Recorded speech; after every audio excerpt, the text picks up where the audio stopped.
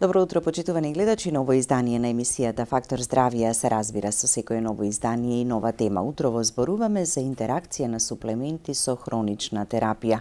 Додатоците во исхраната ни се потребни, но во одредени дози, во зависност од тоа за што треба да ги користиме. Посебно треба да бидат внимателни повозрастните, бидејќи повеќето од нив се и со хронична терапија, бидејќи тоа взаемно дејствување кое што може некогаш и негативно да влијае на лекот, односно да ја намали неговата апсорбција или да влијае на ефикасноста, може да се случи кога не помислуваме на истото. На оваа тема утрово разговараме со Љубица Трифунова Ѓоргиева, нутриционист, која што е веќе утрово заедно со нас во емисијата, подготвена да одговори на сите прашања на гледачите кои што ќе бидат заинтересирани и не само за темава која што конкретно ја зборуваме, туку се што значи нутриционизам и кои се најдобрите и најпрактичните совети. Добро утро, Љубица, и добре ни дојде. Добро утро, Билјана. Драго ми е што сум денеска дел од оваа емисија и баш се радувам што ќе разговараме на една тема која што е доста распространета во секојдневието. Навистина, нели, луѓето посегнуваат по голем број на суплементи, меѓутоа помалку познатото е она дека навистина прават интеракции, треба со голема внимателност да ги суплементираме и дозираме. Така, интеракција може да има и меѓу лек со лек, така? Лек со суплемент, со храна, со алкохол, со цигари и ред други нешта, и затоа мораме да бидеме многу внимателни, посебно кај оние луѓе кои што имаат и хронична доживотна терапија. Се повеќе станува актуелно и се повеќе се зборува за важноста на исхраната, избалансираната, комбинирањето, правилното комбинирање и превенцијата, бидејќи со храна можеме да превенираме нешто што понатаму во животот ќе ни овозможи помалку лекови да користиме. Токму така, значи, тоа е тема каде што треба, нели, длабоко да се разгледа, со длабока стратегија да се пристапи, државна стратегија, бидејќи ние сами како поединци и не можеме премногу да влијаеме, но сепак јас викам ајде сите да почнеме од себе, па да бидеме инфлуентни на другите, да им го покажеме патот за се помалку да има хронични заболувања. Кога станува збор за превенција, се мисли за превенција уште од најмала возраст, да ги научиме нашите деца како правилно и балансирано да се хранат, а сето тоа, нели, за да биде во една целосна рамка, можеби треба да биде дел и од образовниот процес. Понатаму, во текот на животот, навиките кои што ќе се стекнат како во помалата возраст, остануваат и во подоцнешните години. Например, доколку не јадеме, нели, премногу конзервирана храна со заситени масти, помали се шансите од кардиоваскуларни заболувања, од метаболички нарушувања, од сите оние состојби кои што јас воопшто не сакам да го кажам моментот кој што ги носи староста. Не мора староста да ги носи тие заболувања. Апсолутно, значи, доколку имаме убав ритм на живот со избалансирана храна, со редовна физичка активност, можеме до 70% да ги избегнеме тие заболувања. Така, најчесто реагираме кога ќе се јави некој проблем, а треба претходно малку повеќе да внимаваме на сето тоа. Нутрицијата е момент каде што, како што напоменав, превенираме.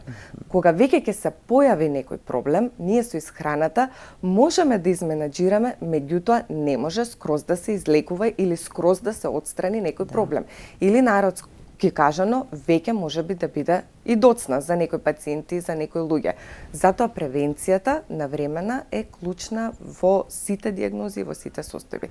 Така ќе намалиме преваленцата од заболувањата. Така. Ќе погледнеме блок реклами, па продолжуваме со разговорот. Останете со нас, почитувани гледачи, следете не до самиот крај, повелете, јавите се и поставете прашање.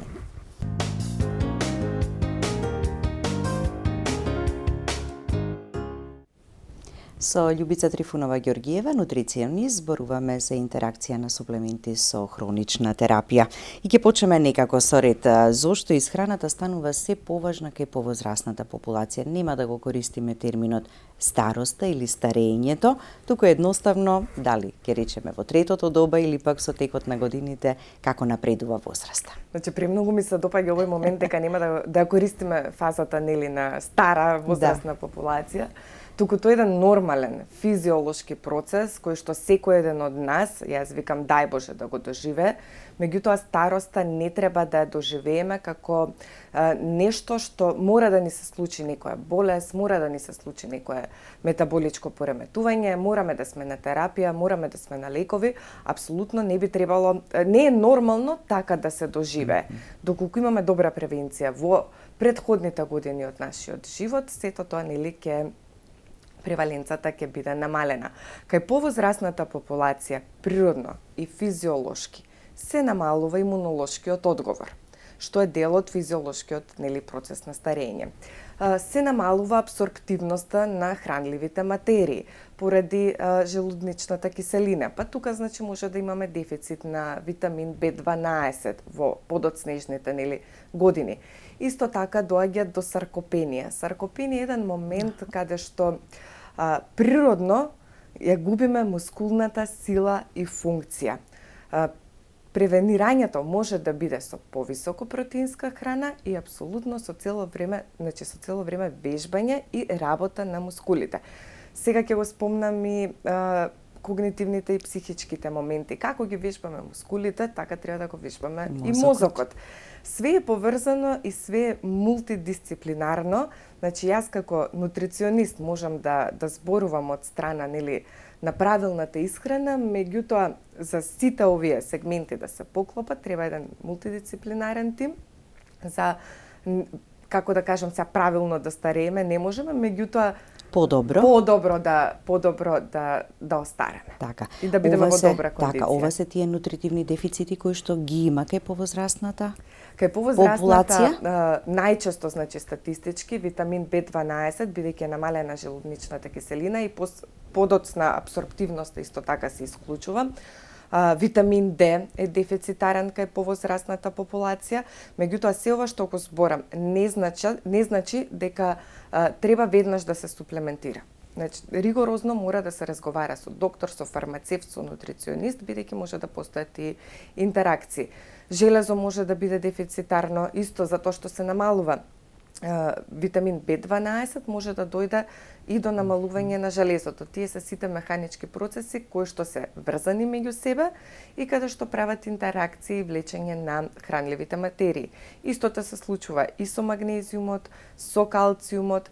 Имаме голем спектар на дефицитарни хранливи материи поради нели самите физиолошки процеси. Морам да напоменам дека после 30-та година, секоја наредна деценија, нашиот базален метаболизам ја намалува својата функција. И тоа е нормално и природно. Ние само треба да се прилагодиме на тоа, а не да подклекнеме на староста или да се предадеме. Така, кога зборуваме за суплементите или додатоците во исхраната, тие ни се потребни. Прво пробуваме нели на природен начин преку храната да ги внесеме. Некогаш можеби нема да можеме во доволна количина, ама ако вака размислиме и слушаме, ќе речеме се ни е потребно, така и ќе некогаш можеби ќе посегнеме буквално по сите од нив. Тоа е таа конфузија. Правиме ли некаде грешка така? Се случува конфузија посебно кај повозрасната популација, бидејќи они се поисплашени за себе. Ние помладите сме во трка со времето, во трка нели со работа и немаме толку време да размислуваме дали нешто ни се случува, не боли или не боли. Меѓутоа повозрасната популација слуша и гледа дека, не знам, комшивката примала ваков суплемент, примала тоа и влијаело добро, се чувствувала, не знам, поенергично, не ја болеле мускулите и ред други работи.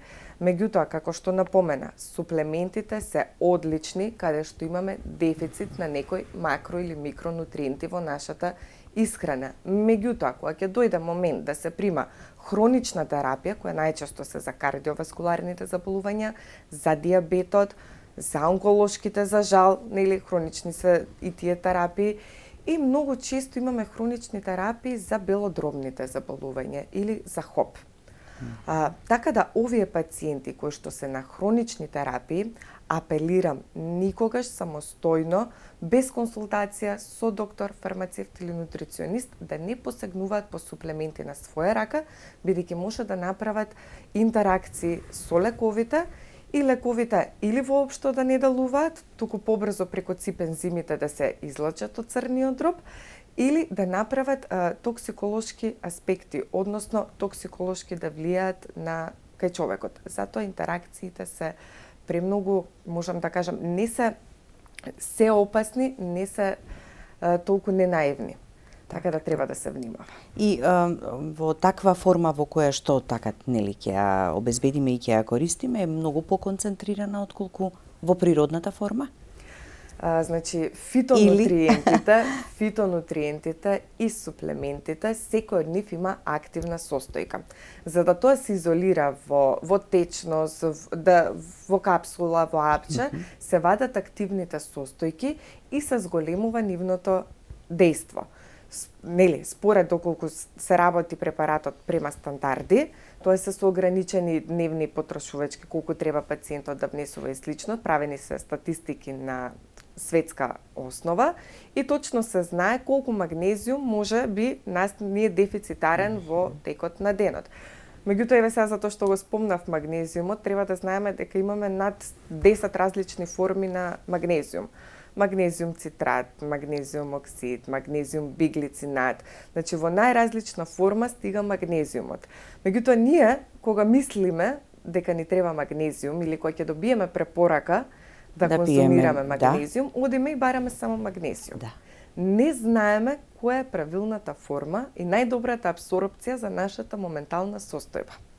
Така да, многу внимателно треба да се резонира за сите суплементи што ги примаме да делуваат правилно и сегментирано во моментот. За да ја искористиме ефикасноста. Апсолутно, Зошто ги пиеме, нели, за да ни помогнат.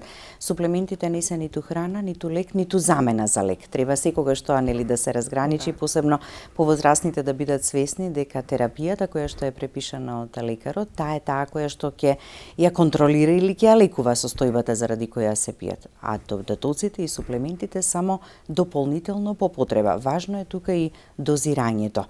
За каков здравствен проблем имаме, па што додаток дополнително ќе внесуваме. Ги споменавте, нели, диабетот и кардиоваскуларните или срцевите заболувања се најчестите и најчесто заради нив хронична терапија. Поголемиот дел од популацијата пие. На што тука да се внимава? Затоа што и во светот, не само кај нас, најчеста хронична терапија се кардиоваскуларните терапии, односно терапија за висок притисок, диуретици, за срцеви инсуфициенции. Тука се направени најголемите статистики за среќа, значи имаме статистика, кој суплемент со кој лек интеракцијски како делува и што кога треба да избегнуваме.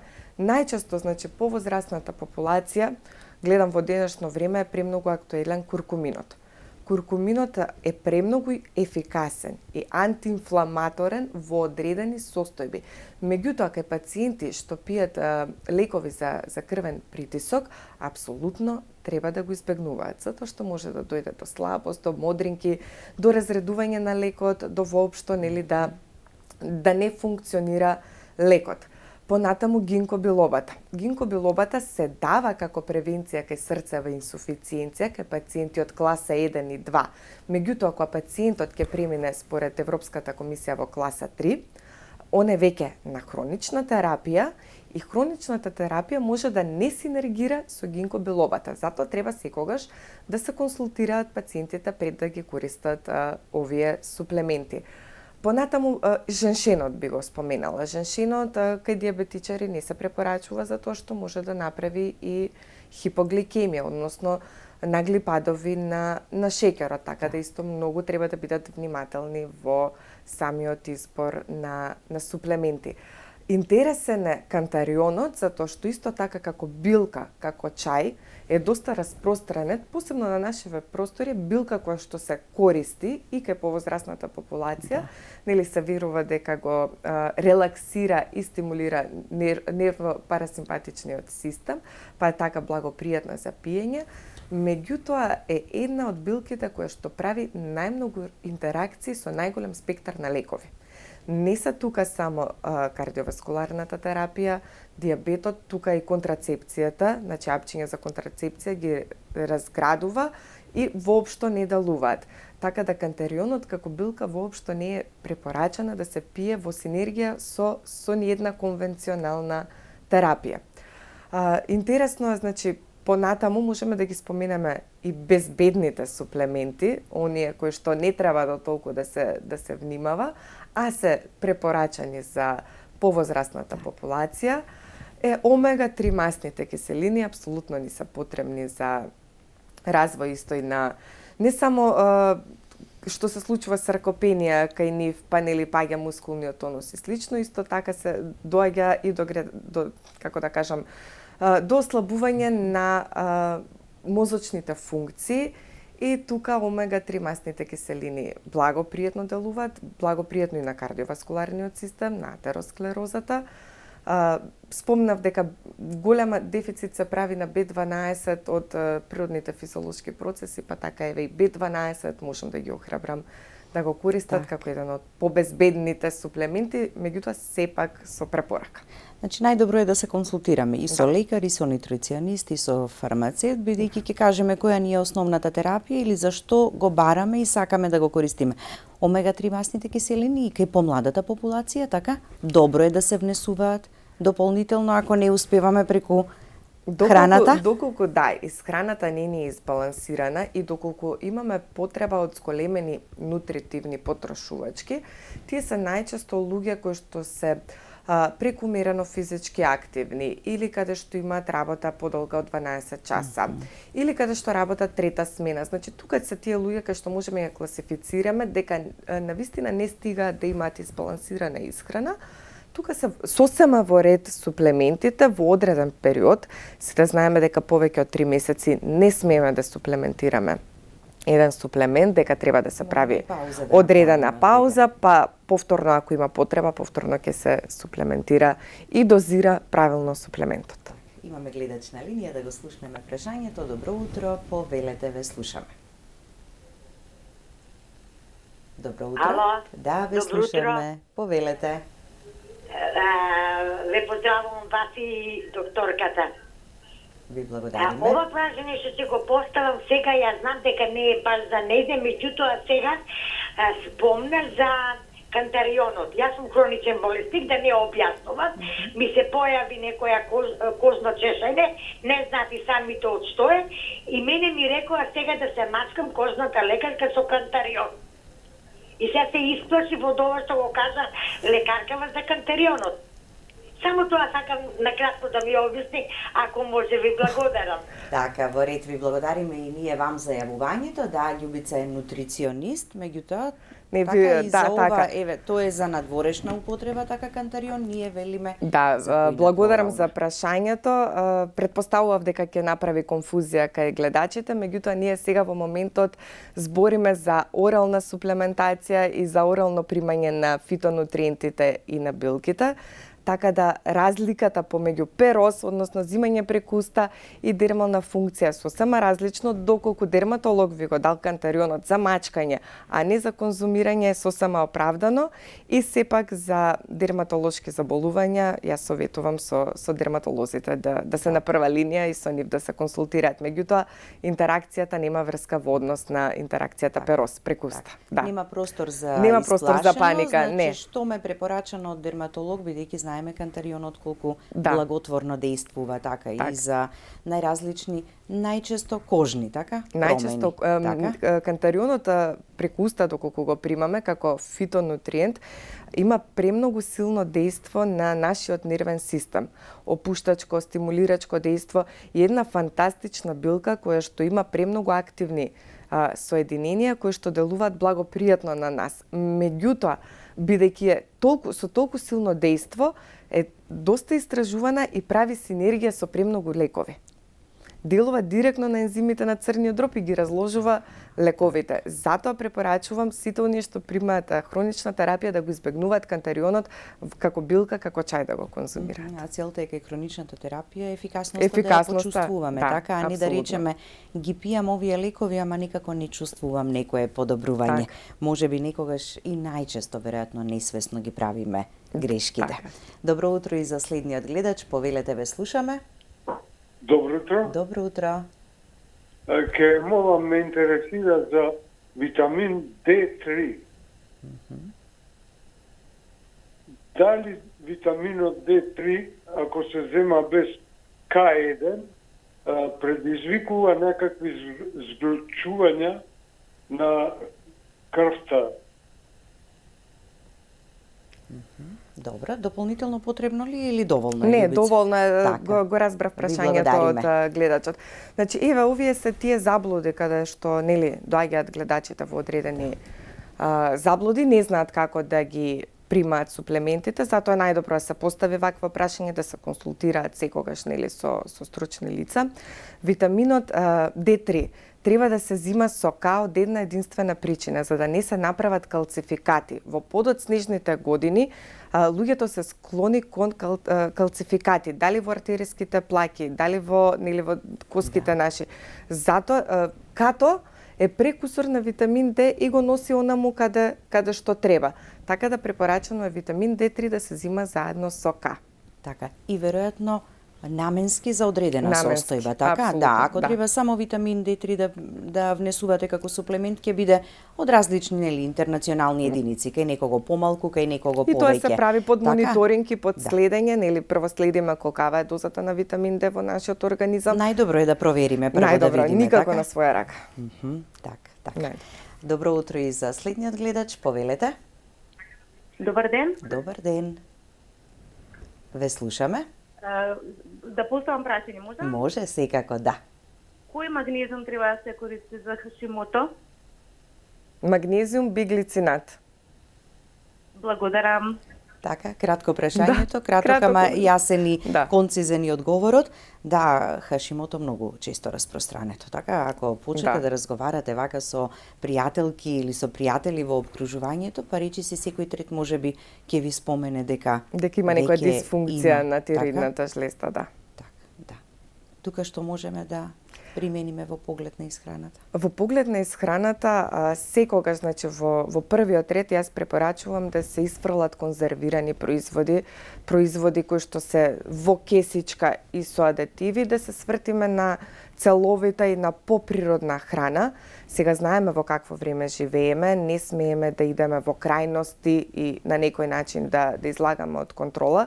Не можеме 100% да се храниме здраво, меѓутоа можеме да се храниме балансирано. Балансирана исхрана значи висок внес на протеини, што е многу важна за секоја животна доба. И за најмалите, и за средна животна, и за старосна животна доба протеините ни се неопходни, а ми се чини дека се помалце ги внесуваме и се повеќе луѓето се свртени кон прости шеќери, внесување на прости јаглехидрати. Односно, секојдневно на трапезата кај нас може да се сретне некоја пита, погача, баница, ориз, не знам, пржени компири и слично. Кај Хашимото, да се навратам на муабетот, е многу битна суплементацијата, како ќе биде правилно поставена, и односно кај нарушувањата кај тироидната жлезда, затоа што не мора да значи дека е само Хашимото, туку имаме и хипотироидизам и хипертироидизам. Ова се све различни состојби каде што треба индивидуализиран пристап до максимум. Може да биде и дефицит на јод, да имаме сиромашна храна со јод, па да треба да се суплементира јодот, тука и селенот, и цинкот, и магнезиумот, меѓутоа ништо тоа не смееме наеднаш да го правиме, затоа што има интеракции, може да дојде само до нарушување на гастроинтестиналниот тракт, да не се апсорбираат како што треба микроелементите и воопшто да не стигнат до штитната жлезда. Така, или сакајќи да направиме добро за едното, така Да. можеме да оштетиме и нешто друго така во организмот. И да се гледа Да. целокупната здравствена состојба на пациентот. Не секогаш имам Хашимото. Во ред ќе го третираме Хашимотото во поглед на исхраната и суплементите, меѓутоа дали е само Хашимото, дали има некој друг метаболички синдром, дали има некое друго заболување, затоа што тука треба да се пристапи пошироко. Ќе погледнеме уште еден блок реклами, па продолжуваме со разговорот. Останете со нас, почитувани гледачи.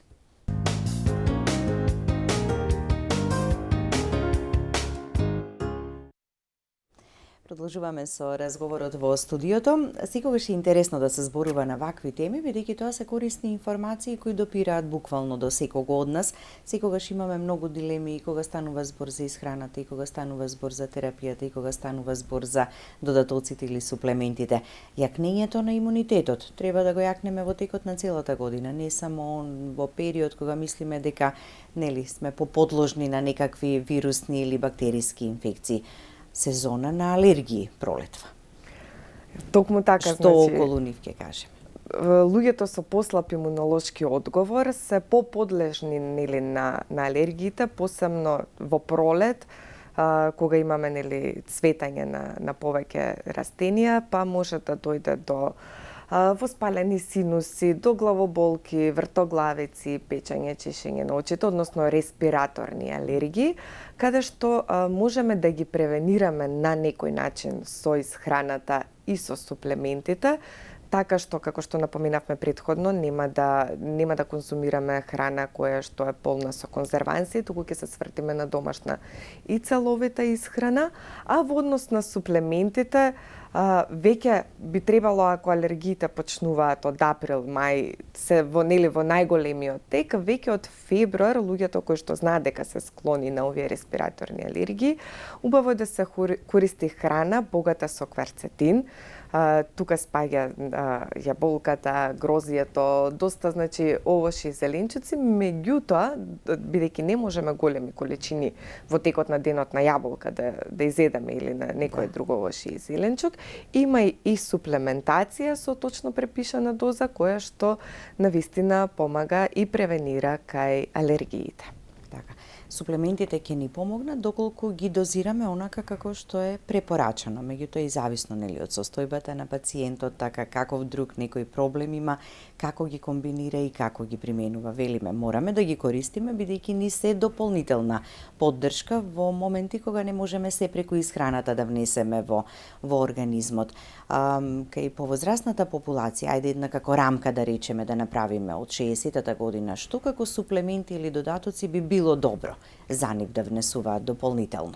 Апропо на муабетот што го разговаравме преска, кои суплементи се во поризична група и треба да се внимава, јас тука само би додала и во сегмент на храната дека и грејпфрутот ги активира ципензимите на црниот дроб и може да направи разложување или токсичност на лекарствата, па да бидеме повнимателни и во конзумација на грејпфрут доколку примаме хронична терапија, а во однос на тоа што би требало да суплементира. А за него знаеме дека е многу здрав, така, ама треба да бидеме внимателни во количински колку го внесуваме. Во однос на терапија, кога примаме тука треба да сме внимателни за да не дојде до разложување и да не дејствува терапијата или да не дојде до висока токсичност, затоа што има повеќе механизми на дејство самиот грејпфрут. Секоја храна, секоја билка, секој фитонутриент кој што има силно дејство, тоа значи дека има и премногу лековито дејство. Али суштината е во балансот и во точните препишани дневни енергетски потреби, како треба тоа да се конзумира за точно да влие врз нашиот организам, правилно да се абсорбира. А во однос на тоа кои суплементи се препорачани за луѓето над 60 години, како во една побезбедна рамка, би го споминала и ензимот Q10, е исто така еден многу добар суплемент, како што и се омега-3 масните киселини, меѓутоа омега-3 и омега-6 масните киселини секогаш треба да бидат во правилен сооднос. Сега и тука имаме една цака финта, доколку не се зимаат во правилен сооднос, може да не дејствуваат на начин на кој што треба да дејствуваат. Витамин B12 кај повозрасната популација, затоа што желудничната киселина го намалена абсорптивноста. Исто така може и дефицит на магнезиум и на витамин D да се случи кај овие пациенти. Меѓутоа, доколку не чувствуваат никаква физиолошка потреба и не секогаш да не посегнуваат по суплементи. Само доколку почувствуваат потреба или доколку знаат дека им фали нешто во делот на исхраната, во секојдневието. Дека, например, не внесуваат доволно протеини, па би можеле тука да суплементираме HMB молекула, тоа е дериват на аминокиселината леуцин, која што делува позитивно на мускулната маса и не дозволува катаболизам, односно распаѓање на самиот мускул. И, нели, доколку знаеме дека денеска не сме примале, односно подолг период не сме примале лиснат зеленчук, овошје, свежа храна, тука може да суплементираме и со некои минерали. Така да. Можеме ли преку исхраната да превенираме, ама правилно избалансирана исхрана уште од најрана возраст, така па во тие средни години, за кога ќе дојдеме во годините над 60-тата, да речеме, да примаме помалку хронична терапија, можеме ли да го постигнеме сето тоа во одреден сегмент? Сета таа превенција, статистиките... Иако состојбата, нели, е сосема поинаква. Статистиките ја докажуваат. Значи, имаме светски статистики кои што докажуваат дека оние држави каде што имаат образование за здрава храна уште од најрана возраст, имаат премногу намалена преваленца на кардиоваскуларни болести, метаболички синдром, тука спаѓа и диабетот, па дури на онколошки заболувања. Она што го јадеме во текот на животот, буквално делува на експресијата на нашите гени и во подоцнежните години тоа се резултира. Дали ние сме јаделе здраво или помалку здрава храна. Од тоа голем процент зависи од тоа дали ќе паднеме во некое метаболичко заболување во подоцнежните години. Така, и за самиот крај совет за сите оние кои се во овој период од животот, сакаат или досега не примале суплементи или додатоци, а им се потребни или пак се појавила желба кај нив, така нешто дополнително да внесат. Најчесто се појавува желба кај самите луѓе, слушајки и гледајки од останатите. Меѓутоа, доколку некој пациент прима, не знам, пак ќе го споменам кантерионот. Прима кантерион препишан од доктор и добро му влија, не значи дека и другиот пациент треба да го прима. Така да, тука апсолутно треба да бидат внимателни, меѓутоа пред да размислуваат за суплементација, треба да размислуваат за здрава и балансирана храна. Здрава и балансирана храна подразбира исхрана која што е од нашето поднебје, исхрана полна со протеини, витамини, минерали, па и масти. Не треба луѓето да бегаат и да се плашат од мастите. Имаме премногу здрави масти кои што се есенцијални за нас и кои што се клучни за нашето здравје и не смееме да ги избегнуваме. Сега баш брзо читав една студија дека луѓе кои што користат маслиново, 1 литар маслиново масло во период од една недела, значи само за една недела литар маслиново во салата, во оброци и во слично, намален е процентот на онколошки заболувања.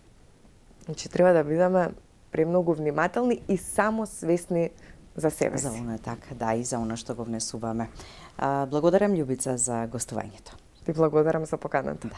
Благодарности до вас, почитувани гледачи, за вниманието со кое не следевте. Останете и понатаму со програмата на ТВ24. Имајте убав и пријатен ден.